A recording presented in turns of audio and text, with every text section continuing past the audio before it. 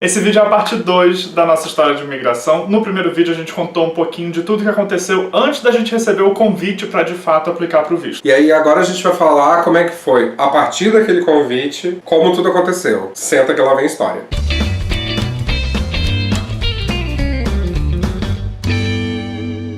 Oi, gente! Oi, meninas! Tudo bom? Se você não viu o primeiro vídeo, o card vai estar, acho que é pro lado de cá. Pra cá. Aqui. Aqui. É.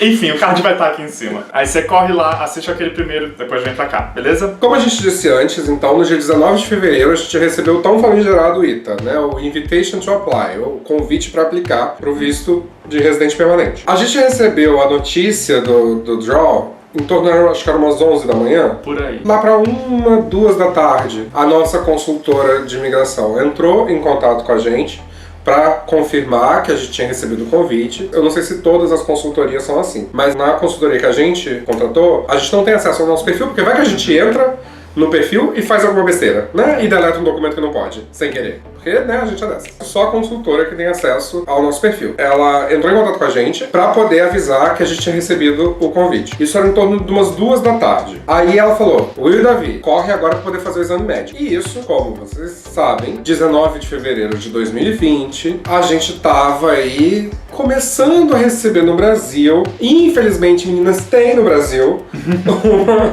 uma pequena doença que eu não sei se vocês ouviram falar, que apareceu recentemente, chamada Covid-19.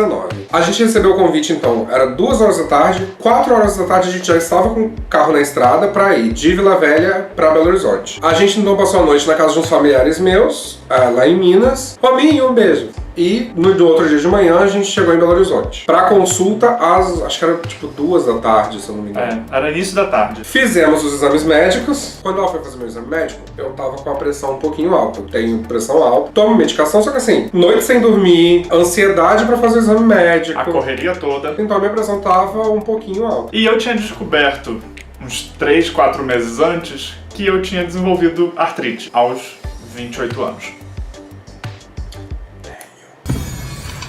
Essa é a revanche dele. E aí eu tava tomando medicação pra artrite, e aí quando eu falei que eu tava tomando medicação, ela queria saber pra que era. Eu falei, é um tipo de artrite, mas a médica não soube dizer direito o que é. Eu também não sabia direito, ainda tava fazendo alguns exames pra confirmar o diagnóstico e tudo, mas aí ela encrencou com isso. Ou seja, ela pediu, de nós dois, laudos extras, eu do meu cardiologista, ele da reumatologista, explicando que condição é essa, se a gente estava medicado, o parecer deles, o prognóstico e tudo mais. Então, quando a gente voltou para Vila Velha, a gente ainda teve que ir atrás dos nossos médicos para pegar laudo com eles, para mandar para a médica lá de Belo Horizonte e ela mandar para o governo canadense. Depois disso, o próximo passo foi o Proof of Funds. O Proof of Funds é a prova que você tem que dar para o governo canadense de que você tem dinheiro em conta para se manter no Canadá no início da sua moradia lá. Até porque você vai chegar lá, você não vai ter emprego ainda logo de cara.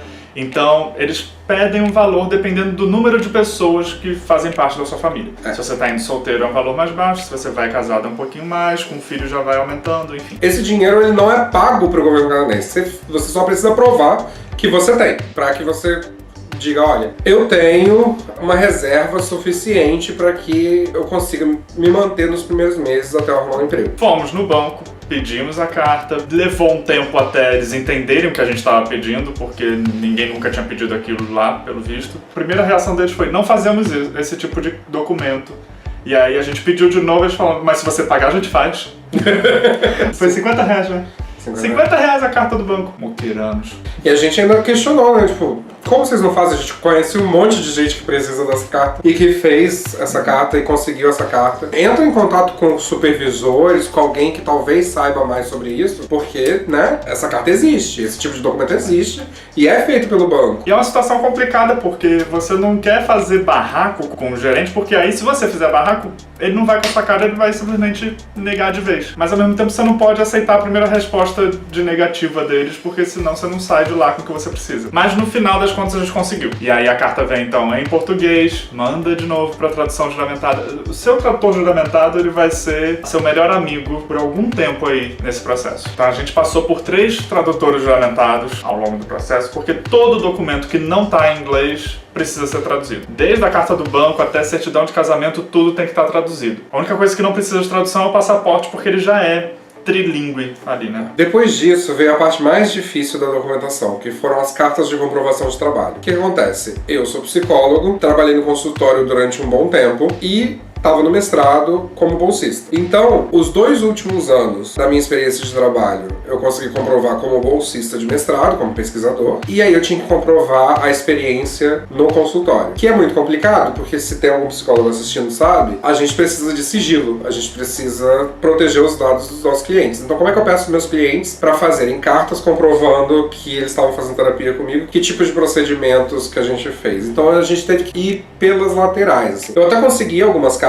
de clientes que foram muito gentis em ajudar a gente, alguns que se ofereceram, inclusive, e também fui atrás da minha supervisora na época, que me dava a supervisão dos casos clínicos, fui atrás de colegas de trabalho que atendiam junto comigo lá no consultório, que poderiam comprovar que eu trabalhava lá. Porque toda comprovação de trabalho de uma pessoa autônoma, ela é realmente mais complicada do que alguém que trabalha de carteira assinada, que simplesmente tem um empregador que pode fazer a carta e a carta do empregador já prova tudo. Além disso, eu também tive que ir atrás de documentação de imposto de renda. E vamos para mais uma tradução juramentada, dessa vez do imposto de renda. Os extratos do banco dos anos anteriores, dos anos que eu tive consultório, para mostrar que tinha uma entrada de dinheiro nessa época frequente. Então, assim, teve que fazer uma documentação toda pelas bordas, vamos dizer assim, para comprovar a minha experiência de trabalho. Quer dizer, mais um pouco era mais fácil pagar logo em college mesmo e por faculdade. Mentira, a faculdade é cara. Enfim, no dia 2 de abril, a gente conseguiu submeter os documentos, submeter a aplicação. E aí tudo isso foi demorado, foi ainda mais demorado por conta, né, da pandemia do coronavírus. Por isso a gente levou até abril para conseguir mandar toda a documentação. Junto com essa aplicação, com esses documentos, a gente ainda teve que preencher vários formulários do próprio governo. Então teve histórico de viagem, histórico familiar, onde a gente morou, por quanto tempo, vários dados que a gente precisa mandar. Tem que mandar certificado de antecedentes criminais. Então é muita burocracia. Mas conseguimos mandar no dia 2 de abril. E aí que a consultoria fez a diferença pra gente de dizer que documentos estavam faltando, que documentos já estavam ok, porque senão a gente acaba ficando perdido, porque é muita coisa. E que documentos estavam legais e quais a gente precisava melhorar. Por exemplo, a carta do banco, a gente pegou uma primeira versão que não ficou boa, não tinha todas as informações que a gente precisava, e aí ela falou, não, volta lá, isso aqui não tá tão bacana,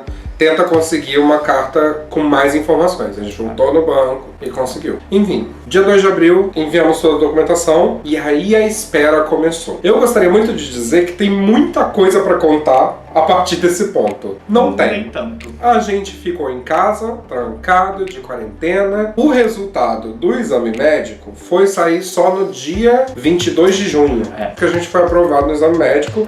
E a carta, né, de pedido da biometria. O que é a biometria? A gente teria que ir nos escritórios dos VACs. O que é o VAC? São os Visa Application Centers. No Brasil tem 5. Obviamente, nenhum deles é no Espírito Santo. É em Recife, Porto Alegre, São Paulo, Rio e Brasília. Então a gente precisa ir nos VACs para poder coletar a biometria, que é as impressões digitais e tirar foto. Por conta da pandemia, os VACs estavam fechados em junho e continuam até hoje. Então aí já tem mais ou menos uns 4 meses que a gente recebeu a carta de pedido da biometria, mas até agora a gente não teve a chance de fato ir lá dar a biometria. Como eu disse, vocês são capazes, com certeza, de fazer o processo de vocês sozinhos. Eu acredito em vocês, mas a consultoria foi extremamente importante pra gente, principalmente durante essa espera, porque a gente ficou angustiado pra caramba. E foi a nossa consultora, que eu já disse no outro vídeo, vou dizer de novo, Lívia, beijo, te amo. Foi a nossa consultora que ajudou a acalmar a gente mandava trocentos e-mails pra ela, desesperado, o que a gente faz? E ela, calma, respira. Ela sempre demonstrou confiança. Confiança, exato. E aí ela passa essa confiança pra gente e a gente fica mais tranquilo. E aí chega agora no final de agosto e a gente decidiu, junto com a consultora, pedir as famosas DCMS Notes. O que são essas notes? A sigla eu não faço a menor ideia do que significa. Mas na prática, o que elas fazem é o seguinte: toda vez que o oficial de imigração acessa os documentos que você enviou, ele tem que deixar registrado ali o que ele viu e o que ele avaliou daquilo ali. Então, pedir essas notes é basicamente pedir um relatório de tudo que foi visto no seu processo até agora. E aí, nesse relatório vai constar se eles perceberam que as informações que você colocou lá quando você criou o seu perfil batem de fato com os documentos que você enviou para comprovar aquilo, e se aqueles documentos são válidos. Quando a gente recebeu as notes, estava constando lá que os oficiais que analisaram o nosso processo até o presente momento consideraram a minha documentação suficiente. Isso é muito bacana. Então ela te dá uma noção de em que pé está o seu processo. As nossas notes chegaram, então, agora na metade de setembro. E agora é continuar esperando. O próximo passo é esperar os VACs reabrirem. Como é que está a situação até agora? A gente sabe que em vários lugares do mundo eles estão reabertos, só que na grande maioria desses lugares a gente também não pode entrar, porque eles não estão recebendo turistas. E também não seria seguro a gente viajar em plena pandemia para poder coletar biometria. Então a gente vai esperar os VACs brasileiros reabrirem para que a gente possa viajar até uma das cidades e coletar essa biometria. A princípio, normalmente, depois da coleta da biometria, a gente não precisaria fazer mais nada, seria esperar a análise do governo canadense, porque aí eles iam passar, a gente vai passar pela Criminality Check, eles iam rodar a nossa biometria nos bancos de dados para saber se a gente não matou ninguém, se a gente não cometeu algum crime fora do país, essas coisas assim. Próximo passo, depois de todas essas análises, seria o governo enviar pra gente o pedido dos passaportes pra gente mandar pros VACs, para que eles emitam o nosso visto de residente permanente. E aí só depois que o passaporte voltar do VAC com o visto, aí a gente pode marcar a nossa data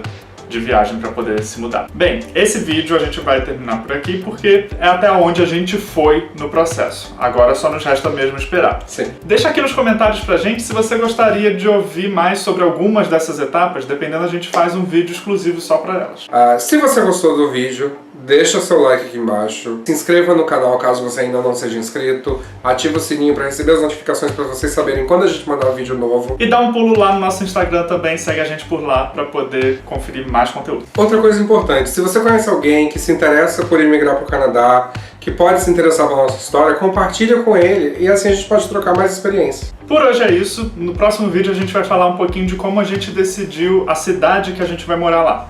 E como a gente mudou algumas vezes durante o processo de escolha de cidade. Então por hoje é isso, até lá, tchau! Tchau, tchau!